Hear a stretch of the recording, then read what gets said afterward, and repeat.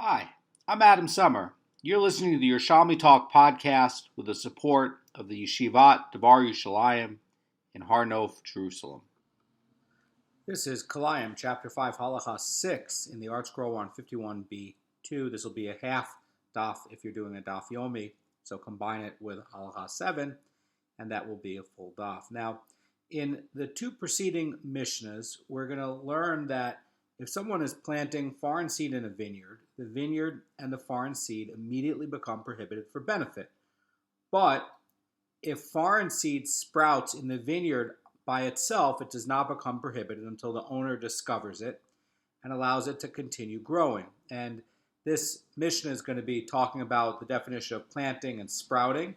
And we're going to be getting into what happens if things happen accidentally, like let's say the farmer is carrying grain and some of it sprinkles out by accident, or he's winnowing it or he's harvesting it and some of the sheaves fall off or something like that. Well, he didn't actually plant it, and the Torah itself is saying that it's forbidden to sow, and the idea of sowing is where the farmer has intention. He's actively trying to plant it. So this is a case where what happens if, like he was carrying grain and some of it just sort of sprinkled over there as he's transporting it. But that's not really sowing. That's sort of an accidental thing. What's going to be the status of that?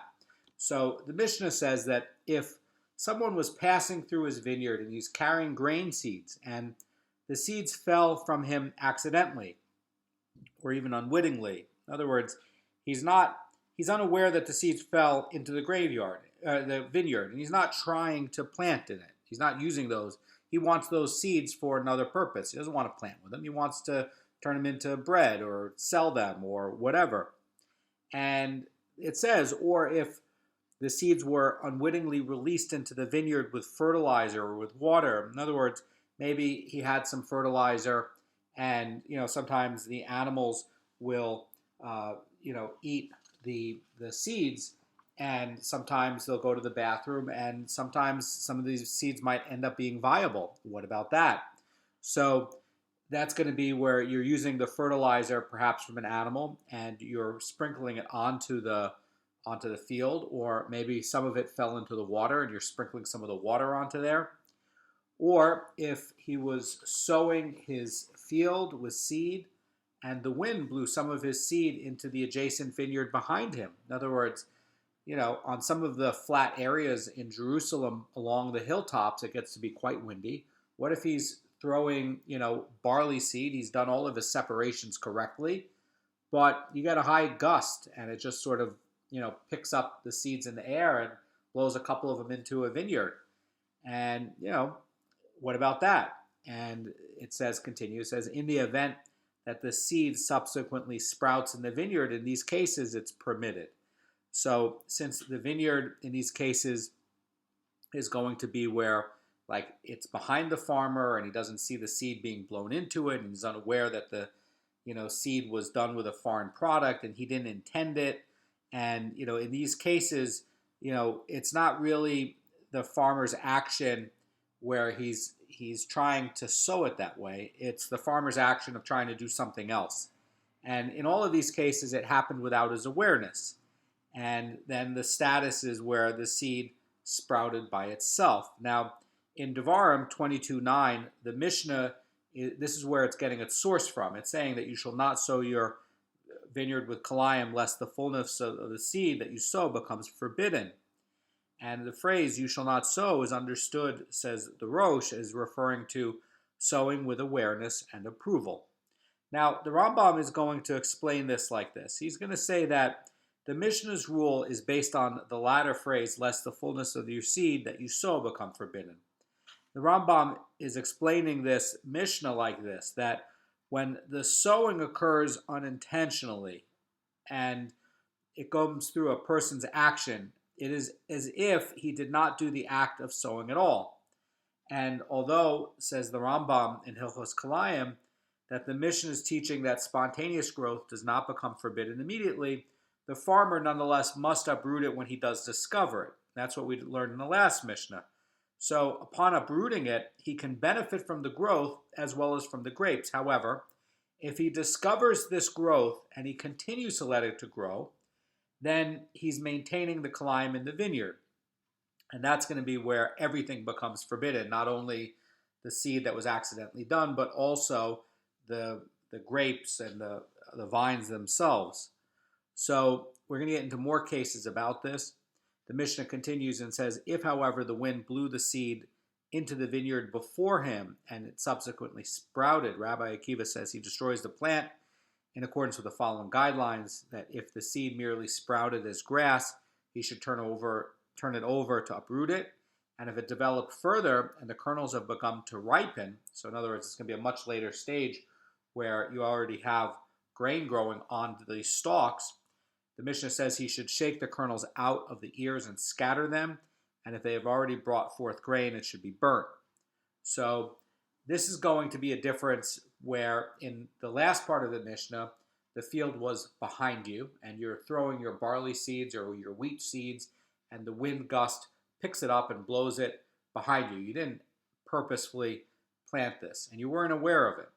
Now, in the case that we're talking about here, we're saying that the vineyard is in front of you. You're throwing your seeds to go ahead and plant it in your field here, and the gust comes and it blows it into the vineyard ahead of you. Well, that's going to look more like the violation of Kilayim because you were sowing. You were doing an act of sowing. And now you saw in this act of sowing that some of the seeds went over there in your act of sowing and you left it. And that's the difference between this vineyard and that vineyard. The one behind you, it was unwitting. And when you were actively trying to sow it, you were trying to get it down in front of you, and some of it blew behind you. And the fact that some blew out of your sight and out of your awareness, that's something that, is not an intentional part of sowing. But in the case over here, where you're physically throwing it, some of these go too far into the vineyard and you've seen it, well, that's part of your sowing. And that's going to be the difference between these two. So the case where it actually brings forth grain, these kernels now are going to be full size. And once they've ripened to a third, they're going to be considered, fit for tithing, and you have to burn them. So once it reaches the stage of this development, the entire plant, even the stalk, is going to be condemned as Kilayim. By the way, the stalk can be used for straw, so it still has a use. And the idea is that it has to be burnt, and that's, by the way, according to everybody. Everybody agrees with that opinion in the Gemara, that it has to be burnt at that stage. Now, the Mishnah in this case says, the Tosfot Yom Tov is saying that the discussion to the status of the foreign seed inside the vineyard, even though Kilayim of the vineyard is generally the results in condemnation of both the foreign plant and the grapevine, some commentators are saying that since in our case the planting was done by the wind, that the grapevines remain permitted. And although the person was aware of the seeding, since it did not actually occur unintentionally, or since it did occur unintentionally with the wind, biblical law does not equate it with intentional planting. But the rabbis who considered it like intentional planting, they were stringent as far as declaring intrusive foreign growth, and they're going to say that that's forbidden, but it's not with regards to forbidding the existing grapevines. Now, not everybody agrees with that. Chazan Ish, in his Kilayim book 429, is going to say that the Mishnah focuses on the grain only because it needs to specify the various rules that apply at different stages of growth, but surely the grapevines are forbidden as well. So there's a maloket on whether if you had the grapevine in front of you and you were throwing the seeds and some of them scattered into that grapevine area, the Tosfot Yom Tov and the Radvaz and others are saying that this is still sort of unintentional, and just the grain is going to be forbidden, not the vines. And the Chazan Ish is going to take a more strict view. He's going to be saying that actually it's not just the grain that's going to be forbidden, but this has more of an air of sort of like intentional sowing, because you saw where these seeds went and you allowed it. And so now you have a problem with the grapevines, according to the Chazan Ish. Now, the Gemara is going to rule the Gemara is going to get into the conversation in the Mishnah that was ruling that if someone is sowing and the wind blew some of the seeds into the vineyard behind him, it's going to be permitted. But if the seeds from this grain blew in front of you, it's going to be forbidden. And now the Gemara is going to get into the rule about how this case actually applies. Rabbi Lazar said that our Mishnah refers to the case where one is standing inside of the grain field and the wind blew some of the seed that he was sowing into the vineyard. And Rabbi Zera is going to inquire about this and going to say, what precisely was stated by Rabbi Lazar? Did he simply say that our Mishnah refers to the case where he is standing inside of the grain field, meaning that it refers only to this case, but not to the case where he's standing inside of a vineyard while the wind took hold of the seed? Or Rabbi Zera is saying, did he say that our Mishnah is referring even to the case where one was standing inside of the grain field, but it's referring to also the case where one was standing inside of the vineyard when the wind took hold of the seed? Now, the Mishnah is actually stating the lenient rule and a stringent one, so that if the wind blew the seed into the vineyard behind him and it sprouts, that's going to be permitted. That's lenient. But if the wind blew the seed into the vineyard before him and it sprouts, it's forbidden. Rabbi Zera is explaining how each of the different versions of Rabbi Lazar's statement would relate to the Mishnah's ruling. So here's the first possibility. So it's going to say that if you're going to say that Rabbi Lazar made a qualifying statement that our Mishnah refers only to a case where someone is standing inside of the grain field, then he must have been addressing the lenient ruling that when the seed is blown behind him, it's permitted. And he qualifies this as pertaining only when the person is standing in the grain field. But if he's standing inside of the vineyard and tossing seed into the adjacent grain field, and then the wind blew the seeds into the vineyard behind him, then the seeds are not permitted. So that's one way he's doing it. He could be standing inside of the vineyard and throwing the seeds over into the grain field, and some of the seeds blew. That's one. The other option is going to be like this. We're trying to figure out Rabbi Lazar's explanation of this Mishnah. Rabbi Zera is going to be saying like this, that on the other hand, if you're going to say that Rabbi Lazar made an expanding statement that our Mishnah refers even to a case where he's standing inside of a grain field, then he must have been addressing the stringent ruling when the seed is thrown before him and it's forbidden. So in stating that stringency, it's going to deal only when the person is in the vineyard, but even, or not only when he's in the vineyard, but even when he's in the grain field as well. So accordingly, it's going to follow that the Mishnah's lenient ruling permitting the growth when the wind blows the seed behind him remains unqualified. And in regard to that ruling, the case where he was standing in the vineyard is going to be the same as a case where he's standing in the grain field, and the growth is going to be permitted either way. So which is the correct way to understand Rabbi Lazar's statement? Now, there's two possibilities. The Mishnah in the lenient ruling is either saying that the seed blown behind him is permitted, and that's going to be only when the person is standing in the grain field. And then you have the stringent ruling, where the seed is blown in front of him, and that's going to apply whether he's standing in the grain field or in the vineyard. Now, both the lenient and the stringent ruling is going to apply whether the person is standing in the grain field or the vineyard. That's the question. Is it going to only be in one field or both fields?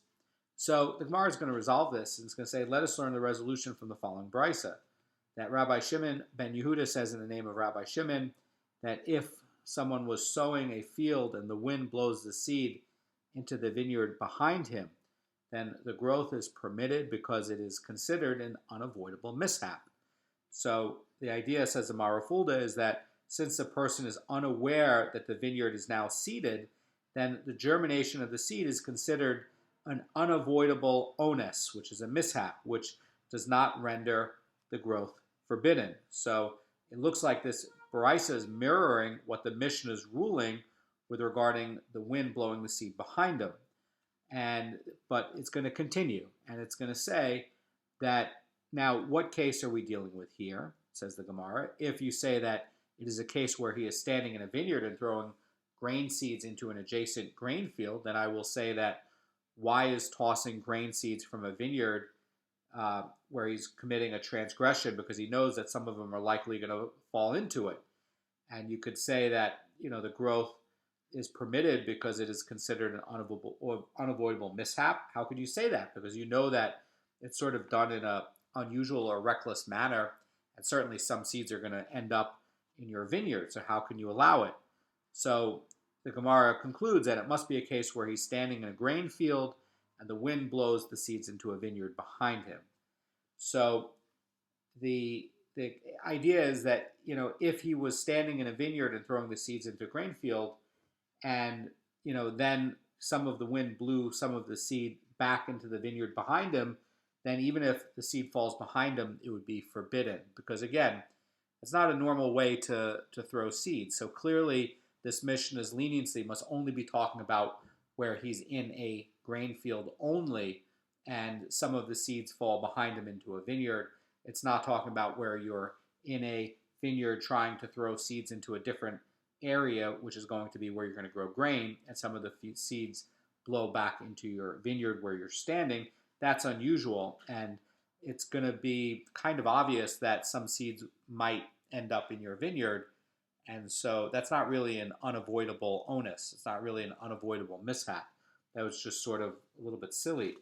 So clearly it must just be from the vineyard. Now we get into the next part. What about where the Mishnah said that if the seed merely sprouts as grass, he should overturn it, and if the kernels become ripened, he should shake the kernels out of the ears and scatter them, and if it actually came to be grain, or like a third growth of grain, it should be burnt. So the Gemara is going to explain why the Mishnah is going to talk about 3 different treatments for the plant at the 3 different stages in development. Rabbi Zera reported that Rabbi Shimon ben Lakish says in the name of Rabbi Hoshaya that when the Mishnah states if the seed merely sprouted as grass, he should turn it over, meaning that nothing more than uprooting is required. That's going to be because at that stage of development, the entire plant is permitted. When it states further, if the kernels have begun to ripen, he should shake out the ears and scatter them. It's because at that stage of development, the straw is still permitted, but the grain is forbidden. In other words, it's still smaller than 1/3 growth, so it's not food. You can't tithe it, but you can still use the straw. And the Mishnah concludes, if it came with grain that at least is 1/3 ripe or 1/3 grown, and certainly more than 1/3 would certainly be covered, it's going to be where the entire plant could be used. So not only the grain could be used and can also be used to germinate new seed. Why is it, we learned this in Masechet Shvius in chapter 2, why is it that grain is qualified at a 3rd growth? Because at the 3rd growth for grain seeds like barley, wheat, and also for olives, if you plant something that's 1/3 grown, it can still germinate a new plant. You can generate a new olive tree or a new stalk of wheat or barley. And so since it's fit for that, it's going to be fit for tithing. And also, by the way, they did use the 1/3 growth for certain kinds of cosmetic pastes and certain kind of food that was made into like a mash. There's a Gemara's sugya on that somewhere. But the point is that it did have a food use, and you could use it for agriculture, and also the straw is used. You could use it for animal food. So the entire plant can be used, and the entire plant is going to be forbidden. Now, there's an opposing opinion to this. Rabbi Yochanan in this Gemara says the entire grain plant is forbidden in all 3 circumstances. In other words, that even in the Mishnah's first case where the plant just sprouted as grass, according to Rabbi Yochanan, when the Mishnah says that if it's sprouted as grass, he turns it over and uproots it, it means that he uproots the grass and leaves it to rot. And when he says that the grain has begun to ripen, he should shake them out, it means that he destroys the plant in that way. And the Rambam is going to say in Hilchos Kilayim 5:17 that shaking out the unripe grains from the stalks effectively destroys them, and the stalk will not produce new kernels, and the unripe kernels will not take root in the ground, since kernels do not germinate until they're 1/3 grown. So the Gemara continues and says, and what is the intention of that which we learned in the Mishnah? In other words, why is it written the way the Mishnah is written? In other words, perhaps we were reading the Mishnah not right. And Rabbi Yochanan is saying, no, don't read it that way. Read it like this. So he's saying like this: if the Mishnah merely sprouted as grass, he should turn it over to uproot it. And if the kernels began to ripen, he should shake it out of the ears. And if it brought forth grain, it should be burnt.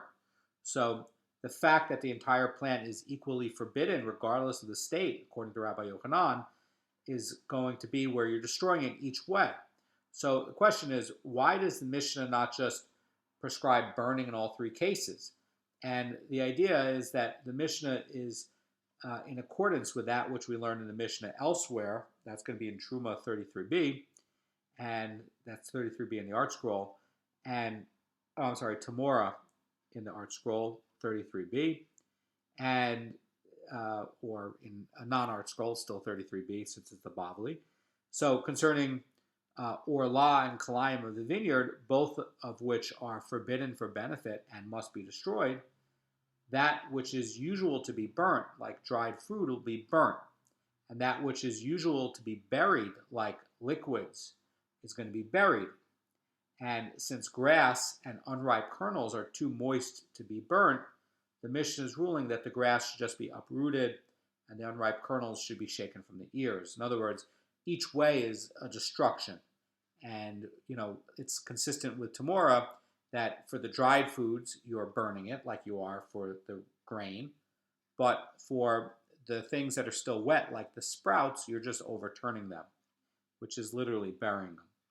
So, consistent with the Mishnah over there. Now, we learned in the Gemara that, according to Rabbi Shimon ben Lakish, in the name of Rabbi Hoshaya, if the grain has begun to ripen, the straw is permitted, and the grain kernels are forbidden.